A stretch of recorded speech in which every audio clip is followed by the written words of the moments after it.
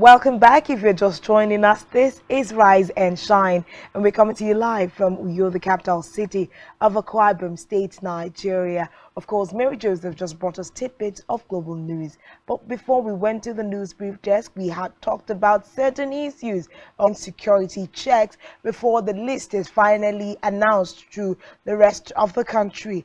We also saw the fact that the NYSC has come out to explain why Youth Corps members haven't received their June stipends yet, a fault that they have directed fault. The EU reports on the 25 February election saying that they do not have any grounds or requisite, validity to the things that they have said happened during those road facilities in the FCT and other parts of the country. Is causing us a lot of flood issues and accidents on our roads as things like manholes and telecommunication ducts continue to be stolen. These and more are some of the conversations we've had so far on Rise and Shine.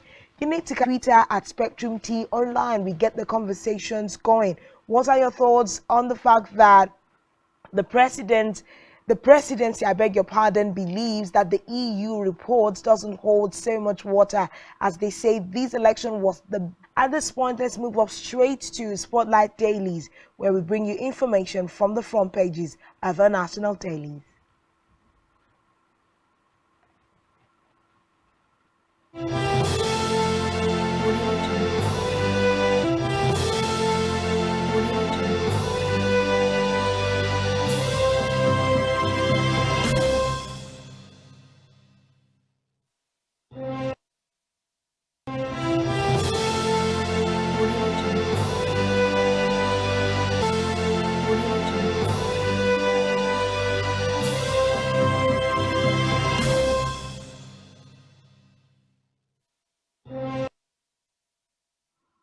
Well, to start off on our national list today, we're starting with the Nigerian Tribune newspaper. And on the front page of reports, that's the major headline you'll find. And on the sideline, there you see EU report accurate Labour Party counters. Report shows election lacked credibility at Atiku Abubakar. You can find that on page 22 of the Nigerian Tribune. Still on the front page, visitation panel 2023 or 23 over fraud allegations. 13 to refund billions of naira. That's on page 3 of the Nigerian Tribune. And on page of Nigerian Tribune, inflationary trends may intensify as Forex exerts pressure. CPPE warns federal government. That's on page 6 of the Nigerian Tribune.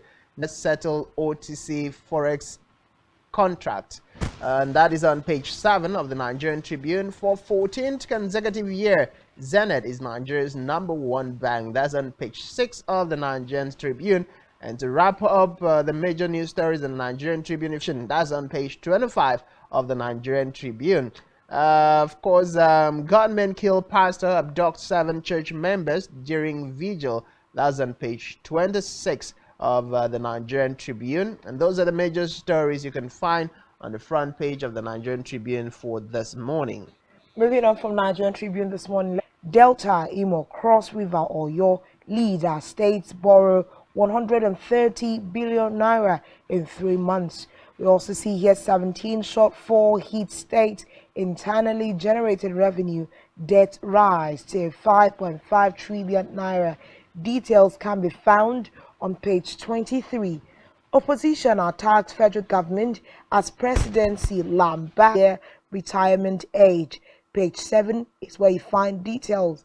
NNPCL marketers, fuel vessels arrive next week, says Ipman. Page 21 is where we can find details. Hopefully, let's see what the prices of fuel commodity will be in the country once the vessels arrive. We also see here UTME top performer, Michael RCCG pastor, 7 churchgoers rescued. Page 4. Zenith Bank leads Nigerian lenders in new global ranking. Page 23 is where you can find details. And that's all we have on the front page of the Punch. Well, our next stop is the Vanguard newspaper. On the rider this morning on the front page, massive onslaught against terrorists and bandits begin. Security architecture set for review. rules of engagement to be determined by the nature of the security threat, most shake-up, and of course cause of captives released as farmers return to their farms in Northwest, and consultations in the political, economic, and security spheres continues. Still on the front page of the Vanguard newspaper, you find three. Fuel subsidy made e-vehicles unattractive in Nigeria. That's coming from the World Bank, and you can find that story on page 9 of the Vanguard newspaper. Still from the front page, JAX EU's report on 2023 general elections. That's on page 5. EU's report reliable, says Atiku Abubakar. And of course, and refineries with 1 million barrels per day production capacity uncovered in Bayelsa. Now, that's something I'd like to talk about. And of course, to wrap up the major pages of the Vanguard newspaper, you find 10 Senate opposition to Tambuwal's minority leadership bid swells. That's on page 8 of the Vanguard newspaper. The Nation big story: investors 4.35 trillion naira gain in 1 month boost economy. Okay. Tinubu Bull rallies Nigeria to world's top 3. 30% of the time, says wife Jaquette Sylvia. Page 28 is where you have detail of that particular story. Death toll of Nigerian pilgrims rises to 13. Details on page 6. Banks collected $35.15 billion in reserves. Page 5 is where you can find details. Zenith Bank on top with $2.54 billion tier 1 capital. Page 5. FCDA to demolish police station, others on waterways. Page 5 is where we find details of that particular story. Ndume Bamidele bidding for Senate leader. Rioters raid home of French mayor. Chinese naval ships in Nigeria. 2 dead in U.S. mass shooting. Kwankwaso backs Yusuf. The Trust newspaper, and on the front page, the writer says, race for Senate leaders. APC Bamidele in pole position as Tambuwal Aliero battle in PDP. Northern senators in seize and producing House leader.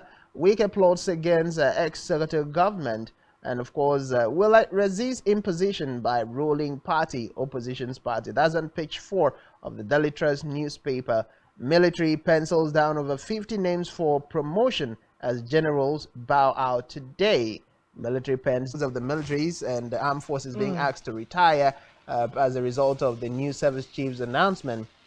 Still on the front page of the Daily Trust this morning, you find of the Daily Trust newspaper, and the FAAC disbursements to hit record 1 trillion naira following forex unification. That's on page 8 of the Daily Trust newspaper. Those are the major stories you can find. And to wrap it up, Zenith returns Nigeria's #1 bank for 14 years. That's on page 20 of myriad of stories, big issues happening across the country at this point. Okay, we've seen the fact that governors are battling cash crunch in most of their states, as states' borrowings have risen to 130 billion in just 3 months. These are some of the issues that we've seen raised on the front pages of our national dailies this morning. There's a particular story you said you'd like to talk about.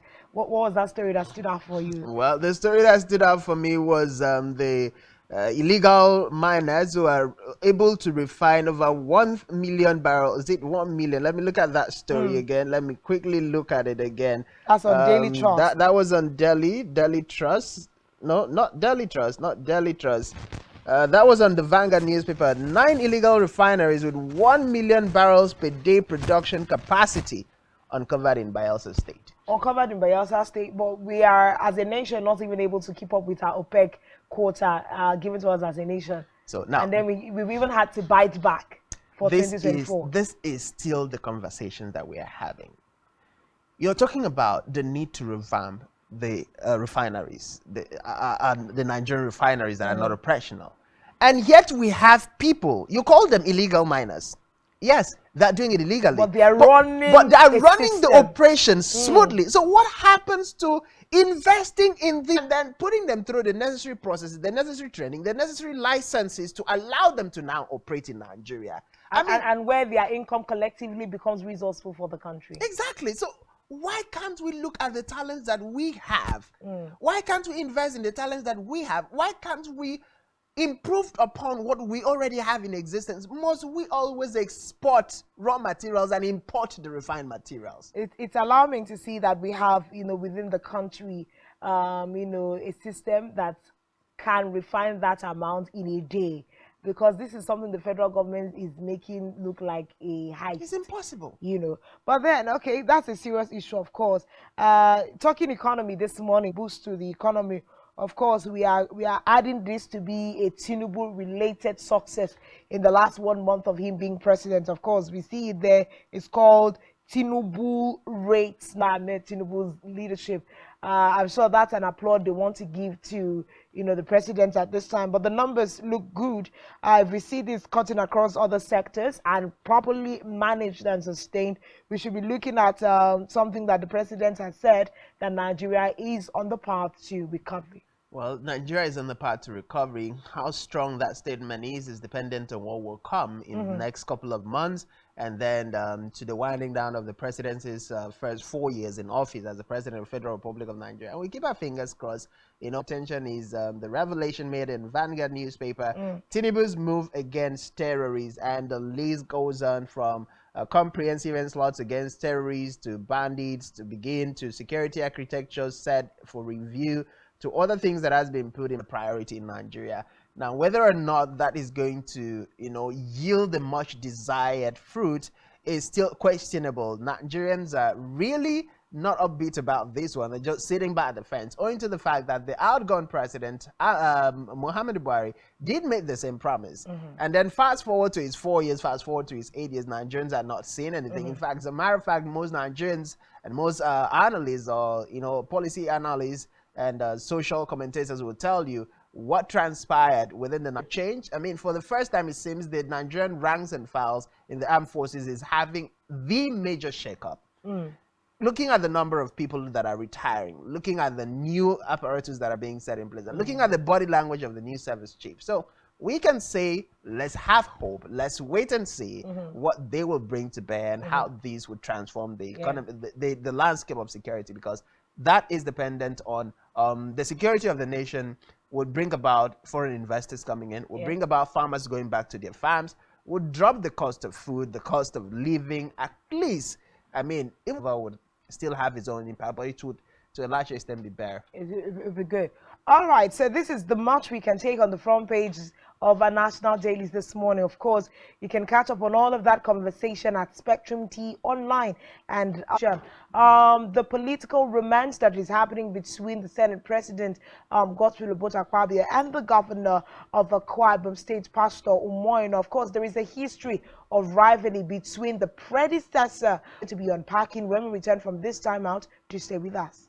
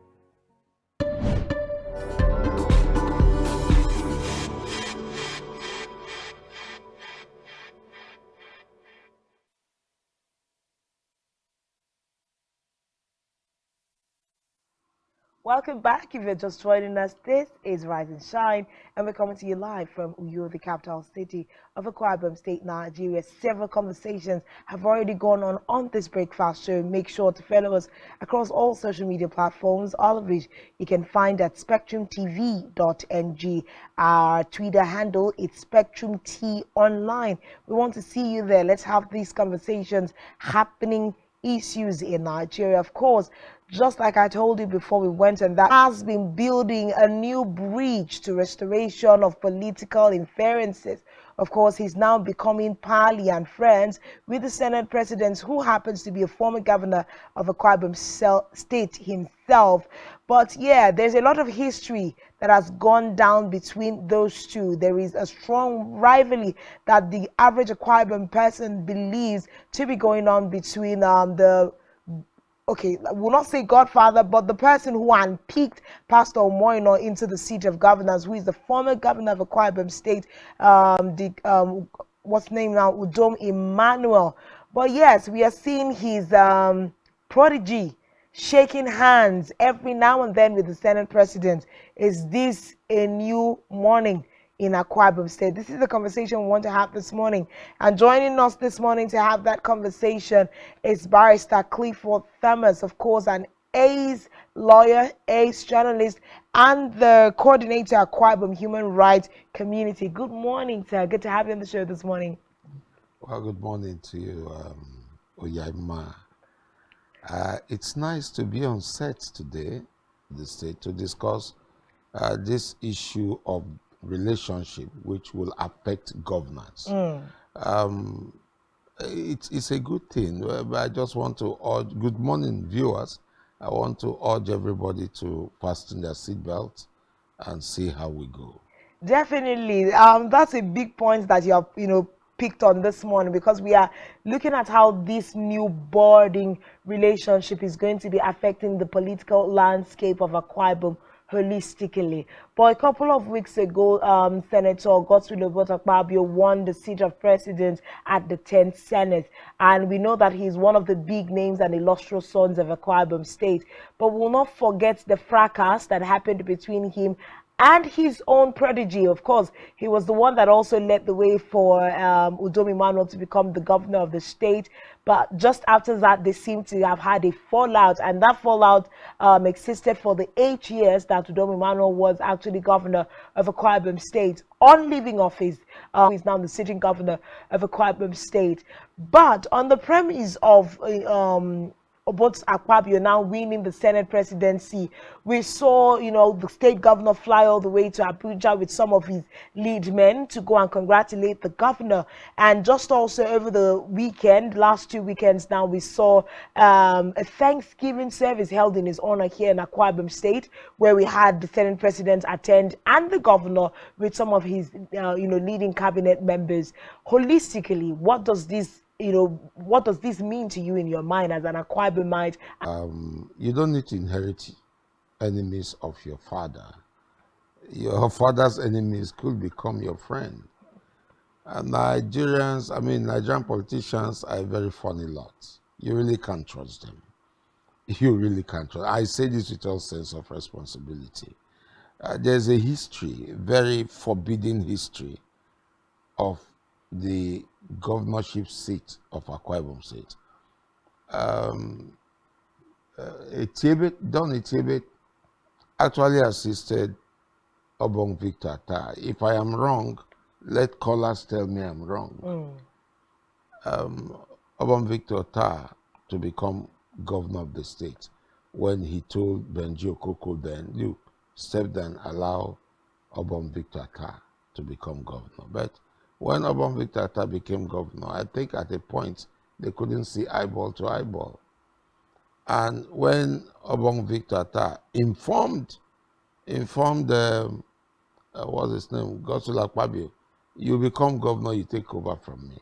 And he gave him prominence and brought him to limelight and showed him to every structure that was then to make him governor. But he turned coat at the 11th hour.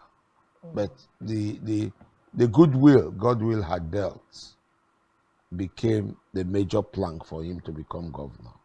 And after some while, Godswill Akpabio could not say eyeball to eyeball with Obongota. Said no. Dickin Emmanuel, Udom Emmanuel became governor. And he kicked Obong Godswill Akpabio. Kicked him out. So there is a dangerous trend in Akwa Ibom right now that whoever makes you governor, you must fight the person. So the issue of godfatherism will come up sometime. And you become very uncomfortable with it. And you want to fight it. So I see early signs of that happening between, in fact, it wasn't up to 1 month, between Emmanuel, Udom Emmanuel, and Pastor Moino. Pastor Moino needs to survive. He don't need to be in the shadow of the former governor to survive. I don't know what people are saying, but I think the man is smart enough. He's a guy who grew up in Lagos. He has been in this state. He understands the temperature and the texture of politics of this state.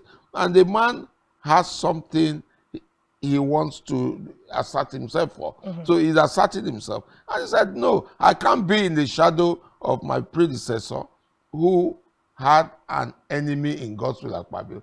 And look, success has so many brothers, friends, and sisters. If Godswill Akpabio had failed to win the presidency of the Senate, a lot of people would have said, yes, we said it before. But as an illustrious son, there is no way you can push Governor Omoeno from him. So there's a pack that is building up now. And that pack will bring peace to this state. Some people may not like Omoeno hobnobbing with Godswill Akpabio, but I think that pack will bring a lot of peace, a lot of progress, a lot of stability in this state. This state needs a seaport. And the seaport we need the power distribution company. We need a lot of things that will help stimulate the economy of this state. And you can't do it alone as an opposition state to the federal government. APC is at the center. PDP is here. Good arrangements. I like it. It's very fine. But it happened during Bola Tinubu's time. If not that Lagos was a thriving economy, very fine economy, Tinubu may not have survived as governor. So Omoeno is very sure of the course he's taking. And I support him 100%. I want Akwa Ibom people to join hands to support him in this drive. And Godswill Akpabio he made a promise that day, and we want to take him by his promise that I will support you, I will work with you. Why? Because he had his mind out. He was very vocal and open that day. And when he said things about his relationship with the former governor, and said, do not inherit your father's enemies. Don't inherit somebody's enemies. Make your enemies yourself. Make your friends yourself. Make your enemies yourself. Set out a path for himself where he's continued to say we need to build bridges across party lines. And this, particular cycle of election is such that we have seen even the emergence of new political parties in the state houses of assembly and all the like. So it's not going to be where he comes as governor. Even YPP had 2 members at the state house. So we've continued to see, the governor in the last couple of weeks say we must build bridges, work with the best man who can get the job done, no matter what his political party is. And we are seeing him, carry on that embodiment with his new binding and healing relationship with the Senate president.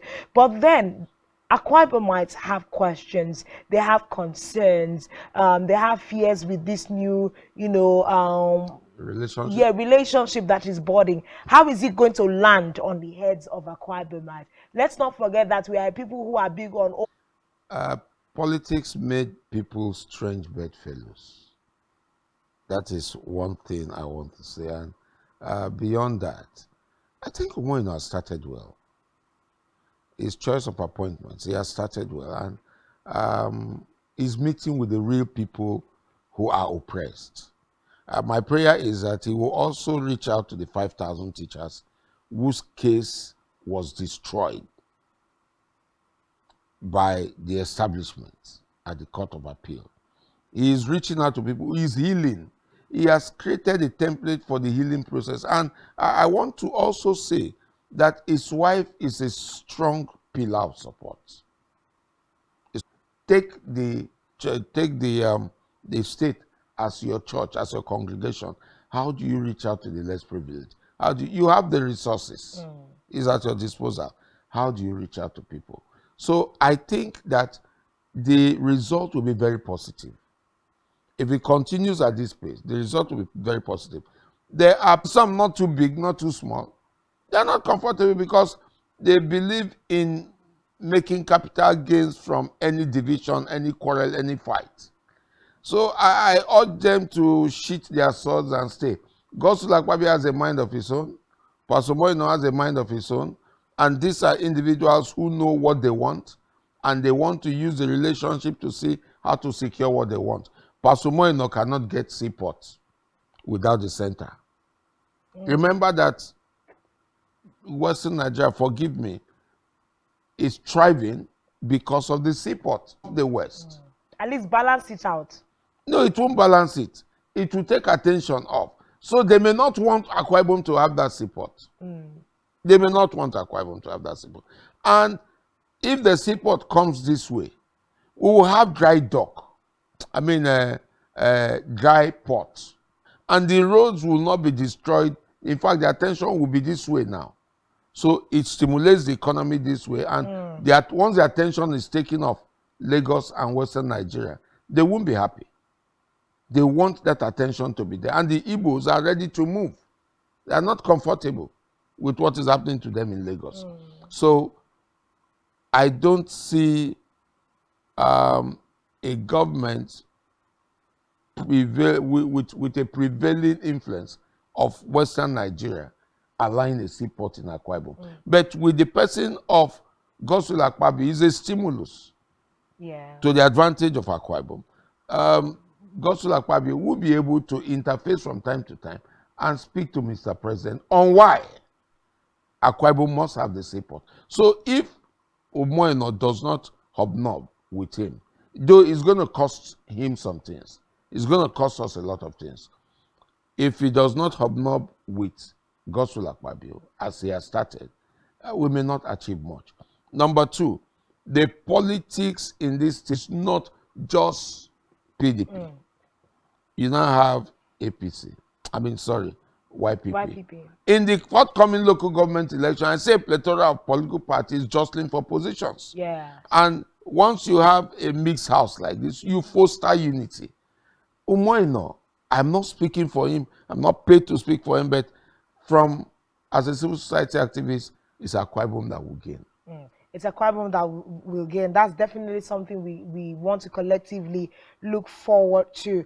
But then let's tilt a little bit to, talking about loyalty lines between Umoeno and his own predecessor. And another thing that is worthy of note is, so far so good in the last maybe 2 weeks, 3 weeks since the emergence of Godswill Akpabio, Senate President, and these activities, we haven't necessarily heard from the people with regards to, what's the loyalty like between Umoeno and Udom Emmanuel? No body language, no responses yet from that camp. But what do you see into that particular relationship? I see Umoeno doing his best to manage the relationship. But the hangers on of Umoeno and even the former governor, and even those of the Senate President, that I've also given you the history of the fight. You install somebody as a godfather, the person turns around after 2 years or so to fight. But that of Umoeno, I see it coming earlier than projected. I'm a pundit, and I've studied these administrations. I had expected the point of divergence to take place much later, say after 2 years. Okay. Or after 4 years.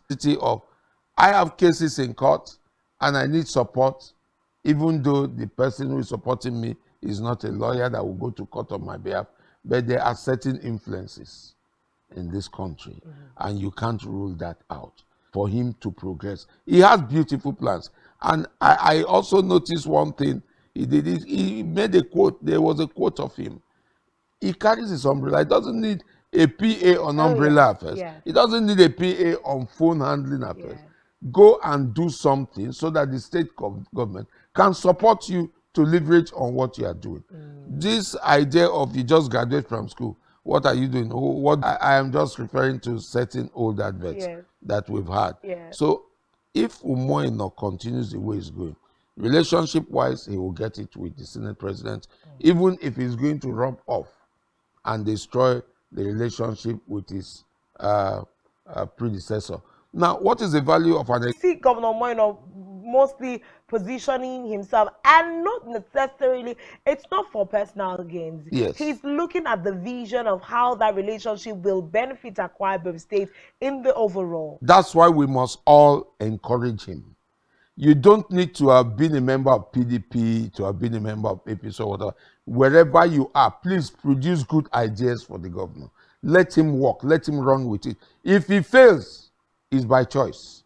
If he succeeds, it's our collective decision. Collective decision. And even want to be a politician, run around one politician, get a small appointment, and be the PA. Some people have never been employed. They have only been employed by government because of patronage.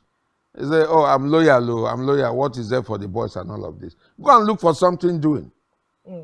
This government needs ideas. There are issues on ground. We have issues of shoreline recession. We have issues of disappearing islands in Akwa Ibom State. We have security issues of people migrating. You saw the video that there was a video that went viral. And then they decapitated some people, slit them open and removed their harvested Akwa Ibom people. And then we must rise up to ensure that we protect what we have. And there's been some misinformation here and there that, well, I don't want to use this medium to say it. I just want to focus on this. But Umoino has challenges. It definitely has challenges, but it's great to see that he's on a path that can engineer healing, because we also see that even just, pigging back a little bit on the whole conversation of remapping amongst Akwa Ibomites. So we must begin to see how he works his way around that. Some Akwa Ibom people are seeing themselves as not being Akwa Ibom. Akwa Ibom is Okobusem. But they are importing some very strange things into the calculus now, to say that everybody who lives along this negative and erroneous impression into a state that has been Okobusem all along. It becomes a problem. That's why you see the fight. And the DSS is working hard, the police is working hard. But till today, we have not been able to get an explanation whether that video was in an Akwa Ibom community. And why have we not gotten? So Umoino must sit up. He has, no, when you say civil society, you don't bring donor agencies, big time organizations that are receiving heavy funding. There are those organizations that even faith-based or community-based that are working in our communities, that are working in this state. And so we know the needs of the people. They know the need. So they are the ones that can actually come out to say, this is what the challenges are. If you deploy good civil society organizations into that conflict, there's a group called the Peace in Niger Delta, PIN. If you deploy them, they can go in, do their assessment, and come back with results. They do baseline in partnership with others. Come back and say, doing over time and get a different result is madness. All right. Wow. So, well, great conversation there with regards to what is happening with the relationship that is brewing and bonding between the Senate President Godswill Akpabio and the governor of Akwa Ibom State. We see that it holds greater hope for the back to the center, the FCT. The presidency has released their, report on the fact that they do not accept the review of the EU on the just concluded elections that were held, of course, especially February 25 elections that they've raised. Remembering the fact that the EU pointed 6 areas that needs to be revisited as a result of these elections. What are your thoughts with the presidency's response to that report? Well, we couldn't have expected anything less from the presidency. Turn around to say that you don't recognize them and you don't want to accept what they're saying. It means that you were playing the hypocrite from the beginning. So if the EU and every other bodies that came in give their evaluation of what happened, and you say you don't need it. Well, their evaluation is persuasive. It's not binding. But respect the views of umpires.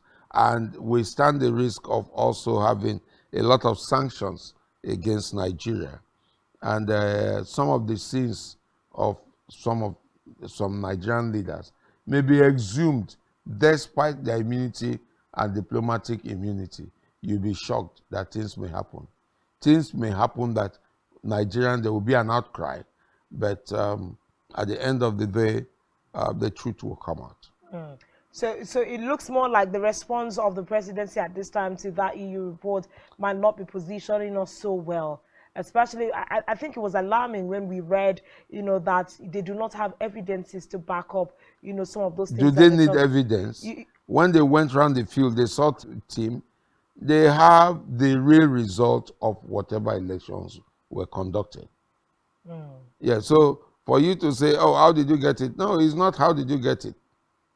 This time, of course, these are more things we will continue to talk about, but our time has folded its legs and it's asking us, to leave the conversation at that this morning. But of course, Barrister Clifford Thomas has done justice to most of the conversation we had this morning. Response of the presidency to the EU report. What are your thoughts with all of these issues? Let's get that conversation going on Twitter at SpectrumT Online. But at this time, I want to say a very big thank you to you, Barrister Clifford, for coming. Of course, he's the coordinator, Akwa Ibom State Human Rights Group in Akwa Ibom State. Thank you so much. But we do hope that Pastor Moina finds a good place to land in this boarding relationship. Any final words? We're not just praying for him. We, President, who is willing to listen. And I like the role Moina has played so far. But that was Bible. But please ask questions. Always ask questions. Wherever you are, you see anything, say it. You find anything, ask questions. I want to thank you for listening, for watching us this morning. Thank you. All right, thank you so much to every one of you who's been a part of Rise and Shine this morning. That's so much we can take this morning, and we will continue the rest of our programming. Join us again for Rise and Shine tomorrow morning.